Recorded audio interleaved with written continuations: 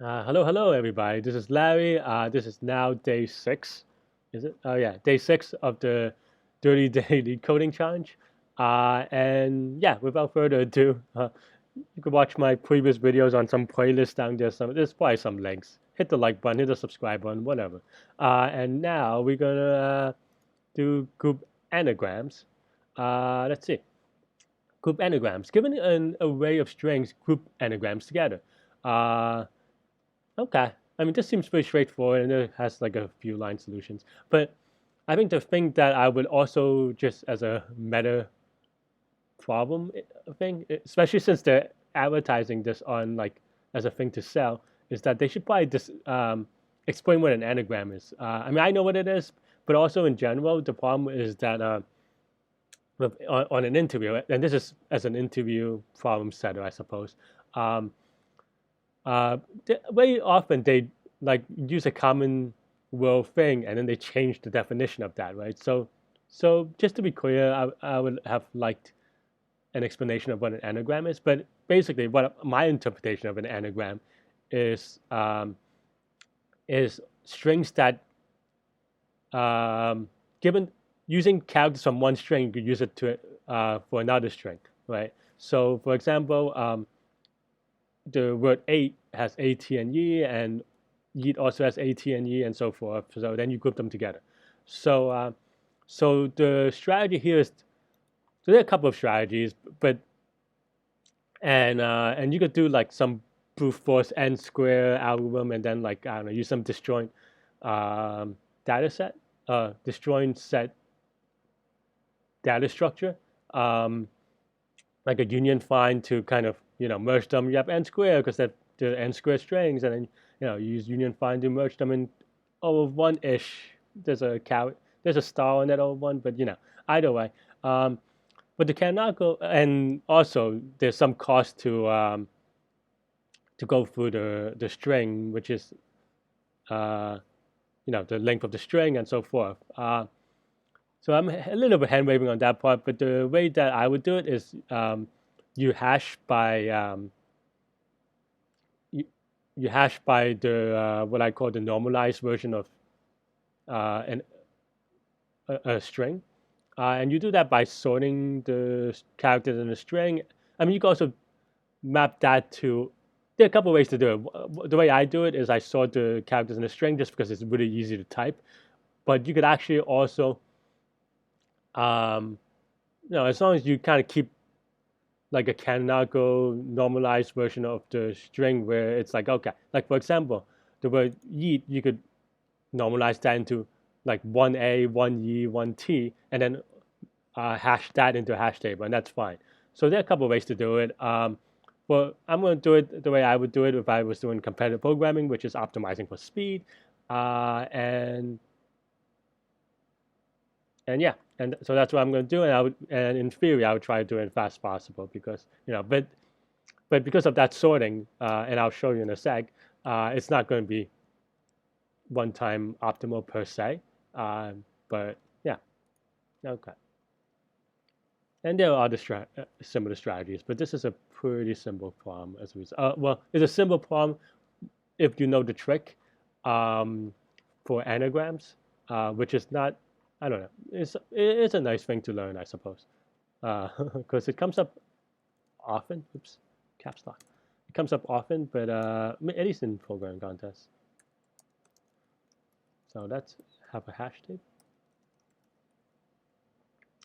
And you can even be a little bit cleverer too. Um, but, but I'm going to explain the line. So you could do it in one in a fancy one-liner if you really feel inspired to. But I'm trying to type it out to be like.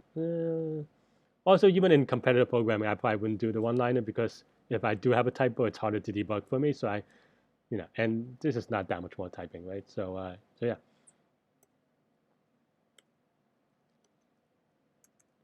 So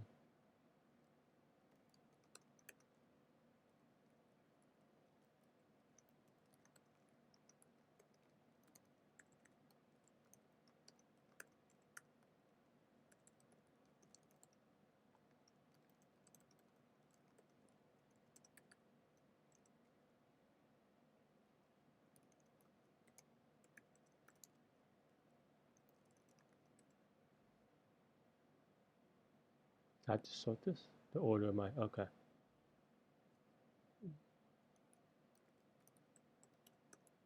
Oops.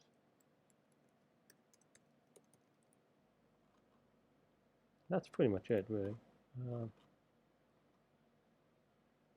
Whoops. Oh, why did I? Oh, oops. Yeah, I was trying to type two things at the same time and then mingle them. But yeah, that's pretty much it. And after solution, I would think about the edge cases and stuff like this. Hmm, are there really that many edge cases? Okay, whatever. I don't think so. Could be wrong. But yeah, so that's your problem right here. So I said this is technically k log k for some k is equal to the length of the string. You could do that in O of n. You cannot do better than O of k, sorry. And you cannot do better than O of k for reading a string because you have to read a string. Yeah, or you have to read your input. That's your lower bound for your complexity. And then you hash it, which is in theory O of one, but there's stuff about hash table that you could talk about. And this is also O of one, so everything here is, if this function is O of k, then everything would be linear in terms of the number of characters. Um, and and then just printed it out. So also output sensitive, so you can't really do better than that. Yeah, so it's an individual question. I think it could be interesting. I think the problem is I have with this problem, like I might not give it as an individual question. I mean, I might use the idea of anagrams and then put it somewhere else, or I might use this problem as a sub problem to a bigger problem, but probably not just this problem because it seems a little bit, well, one is too easy. The other is that there's a trick, which is the normalization of the string. And that trick you haven't seen before, then like, I don't know, it makes the problem a lot harder because, but there is, I mean, you learn some stuff, but enough people see it that like it's a little bit unfair advantage for people who has seen the problem. Um, and if I put this as part of a harder problem, then if I give the hint for this portion, like I don't feel so bad about it, right? The problem is that this normalization, well, maybe not the way I did, but normalization is like, I don't know, at least 80% of the problem. But and if I give a hint or something like that, and they figure out that part, then like your problem's over. Where if I put this problem as a part of a bigger problem, then and I could give hints, and then to see how they get through each, like if I have three hurdles, and then I give hint on the first one just to see, maybe they just don't have that specific expertise, and it happens where you just have a mind block. I mean, we all been there before, and then they could go, later on, and then see how they solve different parts of the problem, and so forth. Yeah, that's all I have for this problem. Thanks for tuning in, and I'll see y'all tomorrow. Thank you.